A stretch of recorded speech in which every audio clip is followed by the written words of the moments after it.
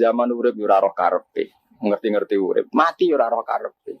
Pas mati sampean petangin dah ya ora roh karepe. Wis pokoke wa matar sauna illa ya syawah. Makanya masyhur dia ketemu orang ateis. Dia orang ateis itu anti Tuhan, anti Tuhan pokoknya. Dia ditanya, lalu kamu hidup itu karena siapa? Ya enggak tahu hidup. Lalu kamu mati yang menentukan siapa? Ya enggak tahu kalau tahu mati. Ya berarti Anda enggak bisa menentukan diri kamu sendiri. Akhirnya dia taslim, ya ada yang menentukan. Lah ya ada yang menentukan itu dalam Islam disebut apa? Allah, disebut kalimatu haqqin alaiha nahya wa alaiha namut. Jadi kalau maknani itu kalimat yang benar-benar nyata, yang karena kalimat itu pula kita mendapat kehidupan, yang karena kalimat itu pula kita mati, yang karena kalimat itu pula kita akan bangkit lagi. Itu yang makna hakikat. Tapi kalau makna syariat enggak begitu. Kalau makna syariat begini, dan ini benar juga. Mengenai kena jadi ulama, ciri utama ulama itu jami'ul bayan. Dia kalau menjelaskan itu indah sekali dan orang pasti taslim. Sama saya tak warai tenan. Sama kan biasa wiridan la ilaha illallah kan biasa. Mulai mimpin tahlil sampai kepeksa mergo do tahlil melok sampai sing darani bid'ah akhirnya ya melok tanggane napa? Tahlil. Soale wae. Kata Ibnu Qayyim Al-Jauziyah dalam kitab Zadul Ma'ad. Kitab Zadul Ma'ad itu kitab kesayangannya Sayyid Abdul Al-Haddad. Sayyid Abdul Haddad itu pengarang kitab Zadul Ma'ad. Padahal kitab ini dikarang oleh muridnya Ibnu Taimiyah. Abdul Haddad itu gak seneng Ibnu Taimiyah tapi seneng muridnya. Jadi di sini ulama ya demokratis. Gak seneng gurunya tapi seneng. Saja nih Ibnu Taimiyah itu orang baik. Ya ulama top ya baik, ya waras top. Tapi ngerti-ngerti Wahabi itu identik dengan Ibnu Taimiyah. Akhirnya ulama ahli sunnah penyebut itu terus izin. Mulane kiai-kiai ra ono sing dalil kok lek Ibnu Taimiyah mergo dicap Wahabi. Padahal Ibnu Taimiyah wong alim. Di kitab-kitab kita termasuk Syekh Muhammad Piyambak nanya Ibnu Taimiyah qala Syekhul Islam lho qala. Tapi kan ini sudah milik Wahabi. Sehingga kita ini terus akhirnya gak gelem nyebut. Jadi kitab koyo dalil fastabiqul khairat iki apa par iki dadi dalil yo dhewe-dhewe. Wah parah tenan wong-wong. Dulu saya melihat orang enggak kunut itu ya biasa. Mergo saya sebagai wong alim ngerti iku madzhab ya Abu Hanifah. Saiki nek ora kunut Muhammadiyah. Kita ini sebetulnya ahli ilmi enggak tahu kunut itu madzhabnya siapa kita. Itu madzhabnya Abu Hanifah, yang kunut madzhab Syafi'i. Tapi tahu-tahu iki madzhab NU, iki madzhab Muhammad. Mana ada orang-orang ini bisa punya madzhab? Ngalimi sepiro nganti dadi no madzhab. Tapi sudah dibahas, harus dadi apa? Sewajo kabeh sene. Mas repot-repot. Tak warai iki. Sampeyan ben nglafat la ilaha illallah iku keren ya. Keren tenan mboten keren-keren. Ngendikane Ibnu Qayyim Al-Jauziyah itu gini. Min asliha khuliqatil jannah wa min asliha khuliqatin nar. Terus wa min asliha khuliqatid dunya wa min asliha buisatir rasul. Wa min asliha qatalar rasul. Terus sampai sekarang saya tak bedai. Surga itu kan digawe kelas VIP. VIP mewah. Terus jari rugen ini jajaran dulu kan, nak ini tersebut.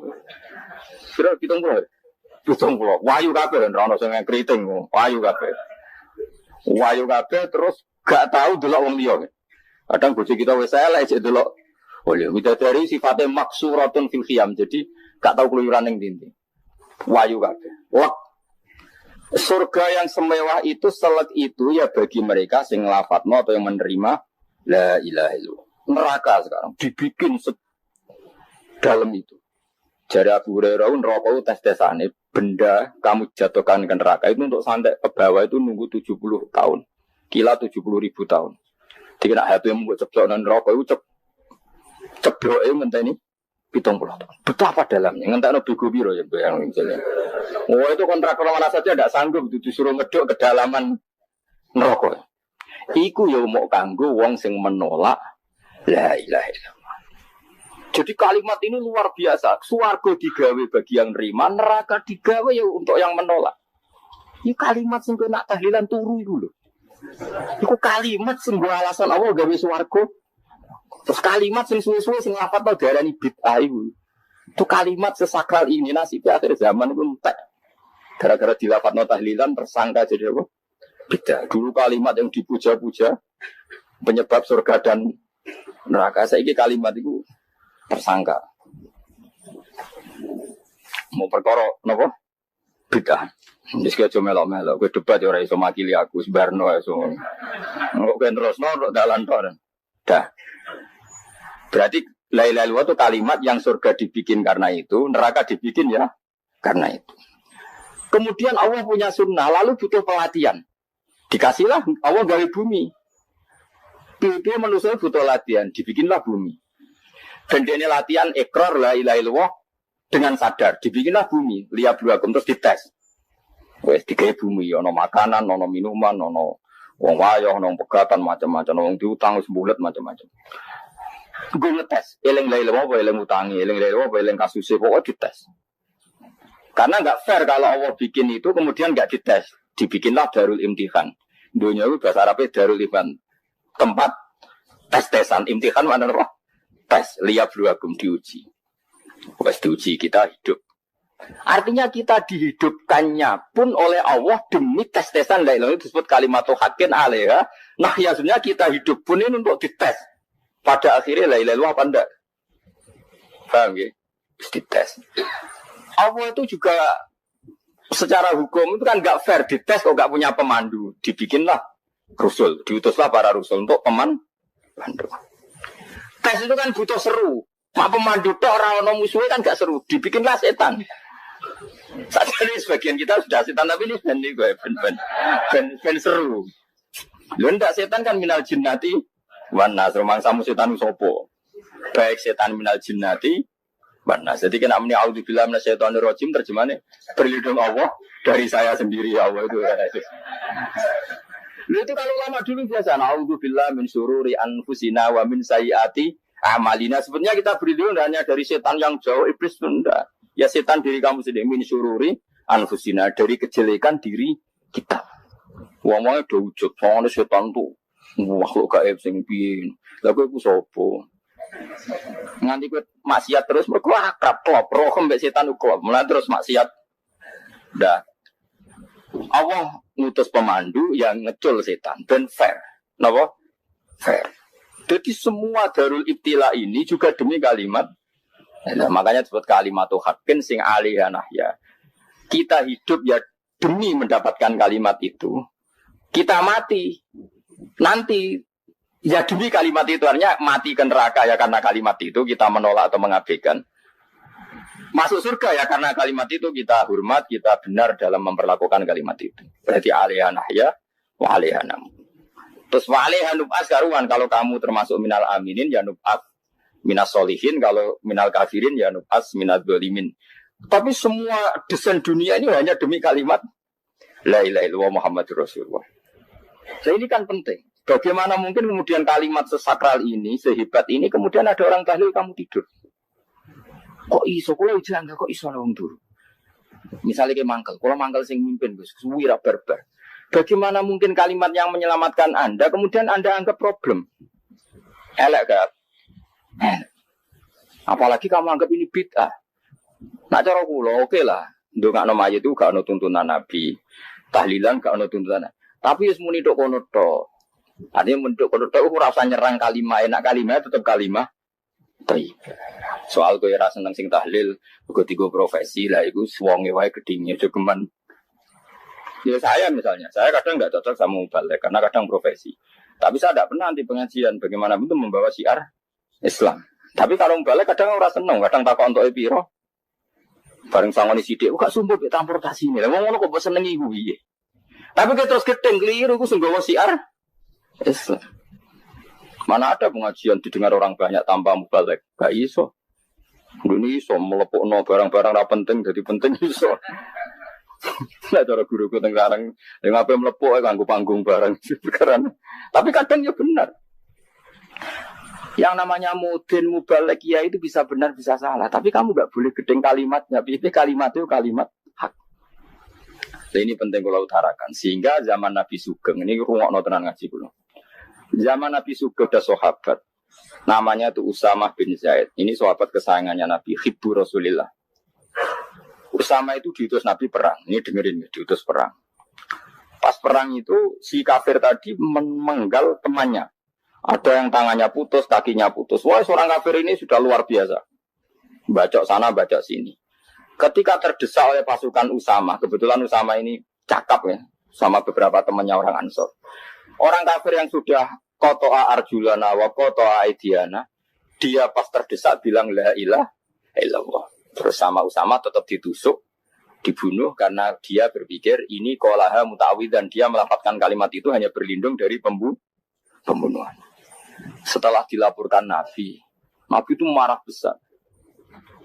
Nabi ngendikan kaifa anta ya Usama bila ilaha illallah idza ja'at bika yaumil qiyamah.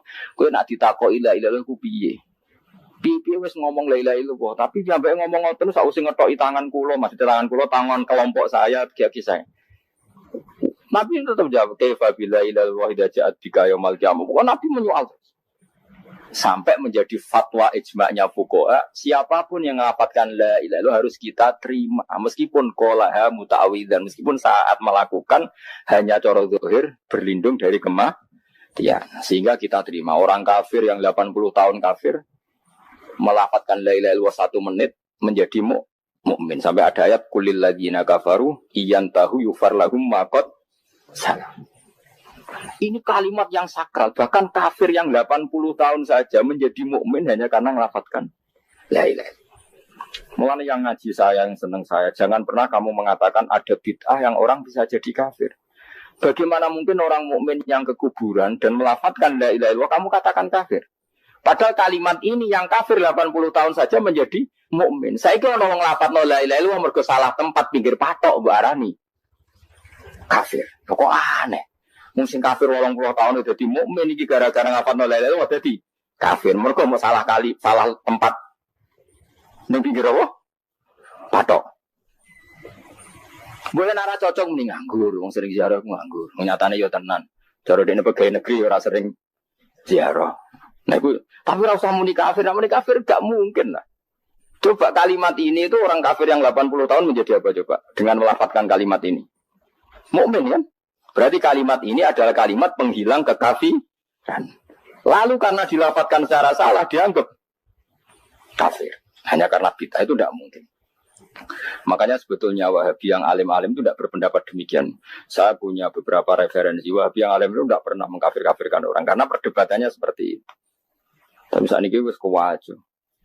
Sebenarnya kalau orang alim itu ya mirip-mirip. Entah Wahabi, entah tidak mirip-mirip. Karena kalimat tadi. Wahabi itu kitab terbesarnya itu Ibnu Taimiyah. Ibnu Taimiyah itu punya murid Ibnu Qayyim Al-Jauziyah. Sampai sekarang saya lihat di fatwanya Ibnu Taimiyah itu begitu hormat sama orang-orang kita ini sama.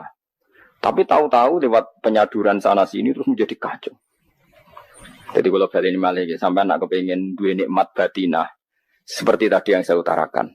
Swarga dicipta sedemikian mewah ya demi yang menerima la ilaha illallah. Terus neraka dibikin se ekstrim itu juga bagi yang nolak.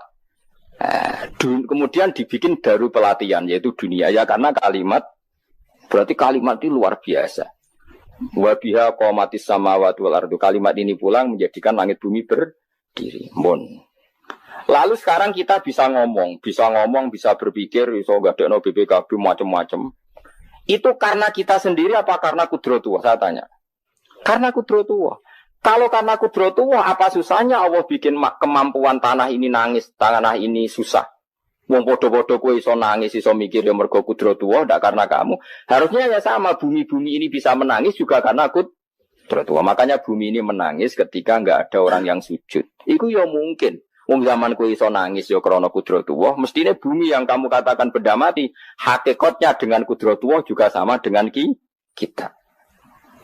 Mulane tenggene kitab Al-Husunul Hamidiyah, kula ngrasa utang tenan mbek kitab. Dulu saya ngaji 2 tahun kitab Al-Husun. Kitabnya kecil tapi saya ngaji itu 2 tahun. Berkali-kali saya ulang. Itu beliau cerita gini. Dia yang ngarang itu orang alim, kebetulan dia orang India. Memang kelebihannya kitab dikarang orang Arab itu luweh bulet. Wong Arab kan semuanya Islam, karangannya itu standar. Ini dikarang orang India.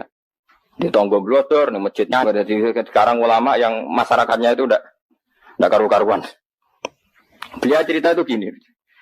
Manusia itu punya satu kebodohan, di mana kebodohan itu disebabkan oleh Robtul Asbab Al-Adiyah, mengkaitkan sebab sing biasa-biasa. Misalnya gini.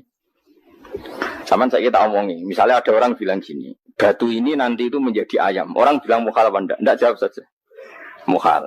Kenapa bilang mukhal? Karena dikira enggak bisa kan? Enggak, jawab saja. Jawab satu-satu. Batu ini menjadi ayam. Kamu jawab mukhal. Alasannya apa? Alasannya enggak mungkin terjadi apa kamu enggak bisa? Sebetulnya karena kamu enggak bisa. Udah.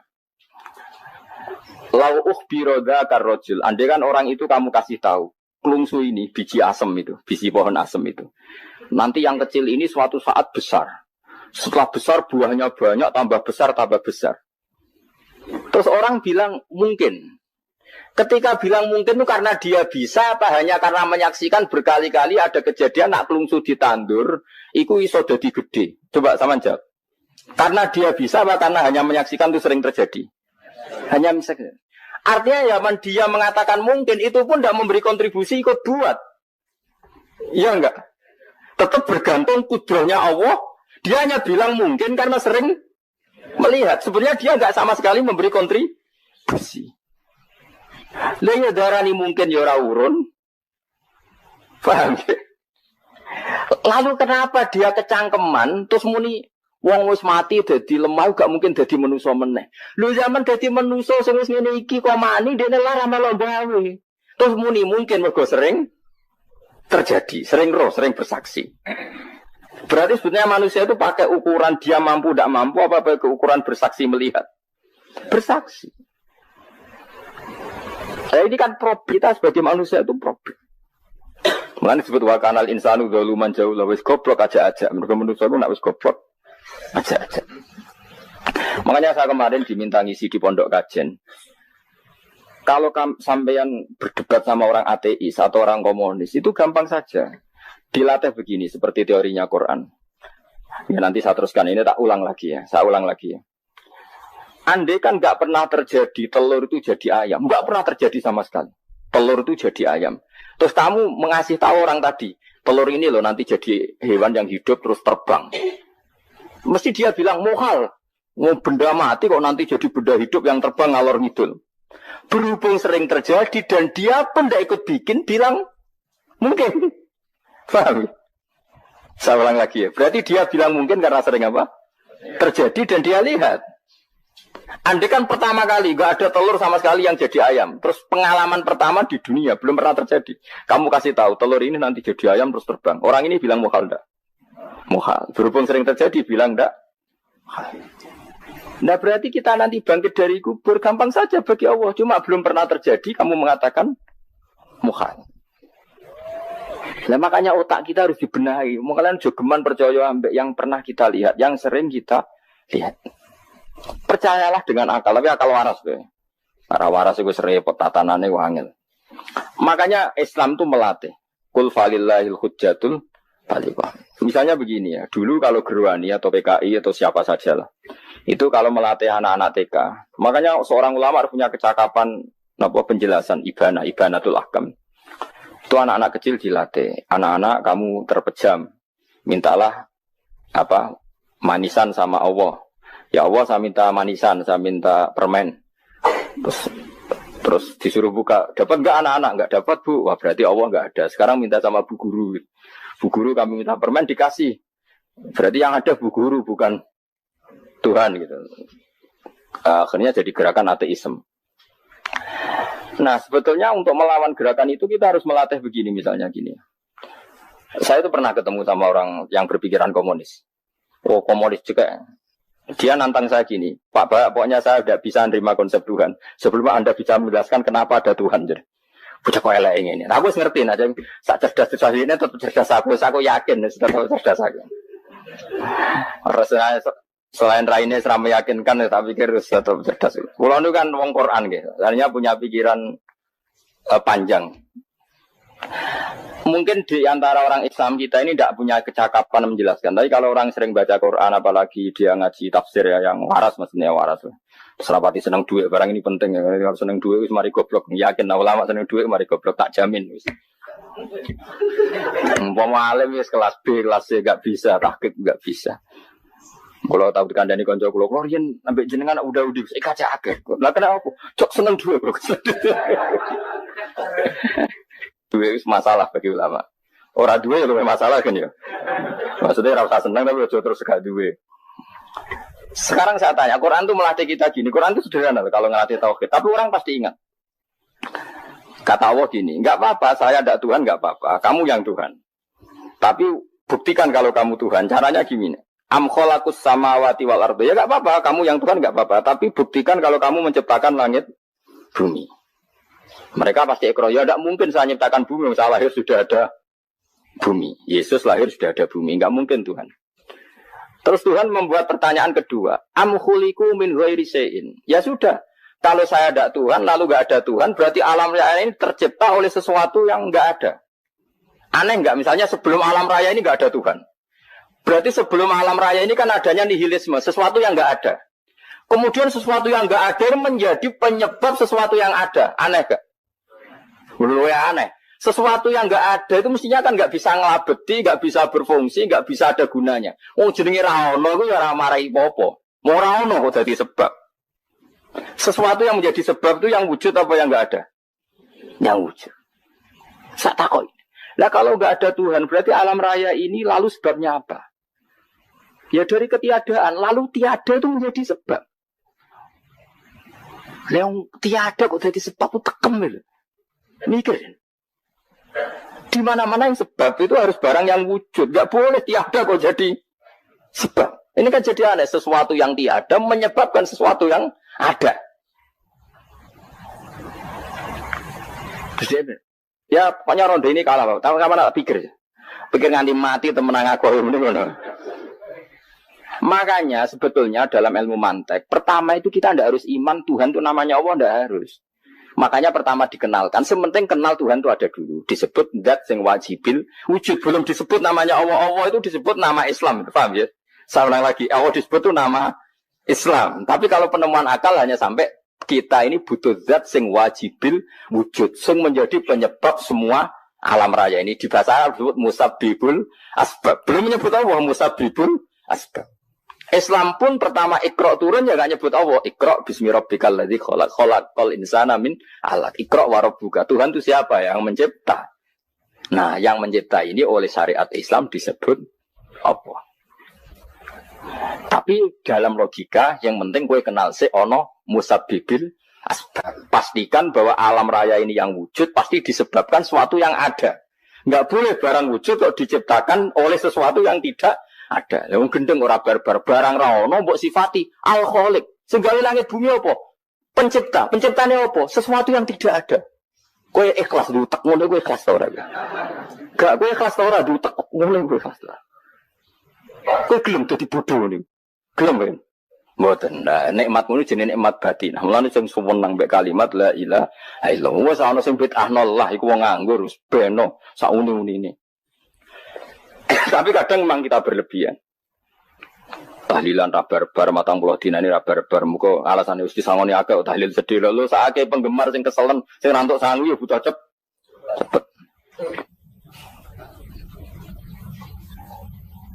Lane cara kula niki penting kula utara nggih. Kowe nek ora cocok tahlilan 40 dina wis ngomong ae kira cocok model harinya. Tapi ki aja menolak kalimat la ilaha illallah iku disifati kanjeng Nabi kalimat thayyibah. Wong Nabi nyifati thayyibah, kalimat yang suci kok nyifati bid. Soal kira cocok wong sebut. Misalnya kamu bilang saja wong mati wis sangu amale lha apa didongakno barang. Nek kowe penan ndonga ora usah ndonga. Wis ora usah biasa wae. Kula lah mbok dongakno ora seneng.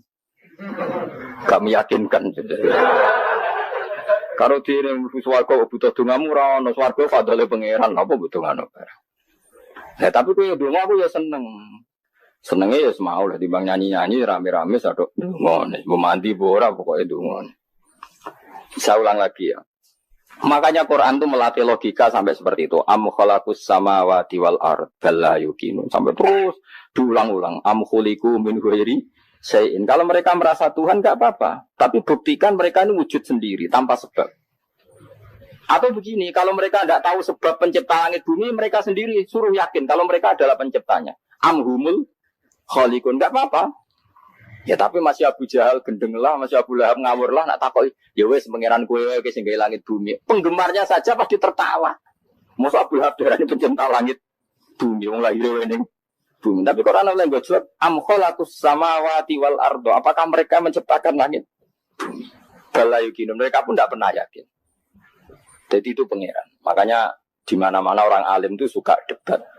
Karena pangeran sendiri kalau menjelaskan kebenaran seringnya juga nantang debat. Kata Allah, Qul ara'aytum ma tad'una min dunillah aruni madza khalaqu minal ardi am lahum syirkun fis samawat. Enggak apa-apa mereka Tuhan kata Allah. Tapi buktikan zaman langit diciptakan mereka memberi kontribusi apa? Apa urun bego, apa urun cagak, apa piye lah pas aku gawe langit iku dekne urun apa jare am lahum syirkun fis samawat. Misale urun apa lah? Urun tol ta urun apa lah. Itu pangeran. Mereka kan pasti menjawab enggak.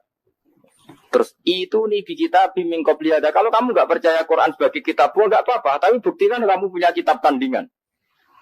Enggak, mereka enggak punya juga. Atau gini, enggak usah Quran, enggak sakralan. Au ataratim min ilmin atau kajian ilmiah yang membuktikan bahwa Yesus itu Tuhan atau yang membuktikan bahwa berhala itu Tuhan. In kuntum shodiqin, enggak apa-apa kalau kamu benar buktikan. Nah itu makanya semua Nabi itu punya kecerdasan. Karena tadi Nabi kadang nantang itu nih kita min qabli hada au atharatim min ilmin in kuntum shodiqin. Tapi sekarang orang alim soleh itu jarang. Yang ono ngerung soleh rapati ngalim, ngerung sing alim biasanya rapati soleh. Lagulan itu masuk rontok-rontok ya rontok soleh ya rontok, tapi lumayan masih menjaga hujjatullah. Sebab itu ulama dulu mengajarkan Allah itu siapa? Disifati zat sing wajibil wujud. Karena alam ini kadung ada. Kalau alam ini kadung ada, pasti penyebabnya sesuatu yang wujud. Tapi kalau wujudnya mungkin, bahaya. Wong sing gawe wae wujudnya terima mungkin bisa wujud, bisa tidak. Makanya dipermanenkan yang gawe alam ini zat sing wajibil wujud. Sing wujudnya wajib. Wajib itu enggak bisa enggak pasti wujud. Nah terus kita kenal itu namanya khaliq, itu musabbibil asbab, itu khaliqul asya. Lalu oleh Islam zat yang demikian itu disebut Allah. Terus jadi la ilaha illallah.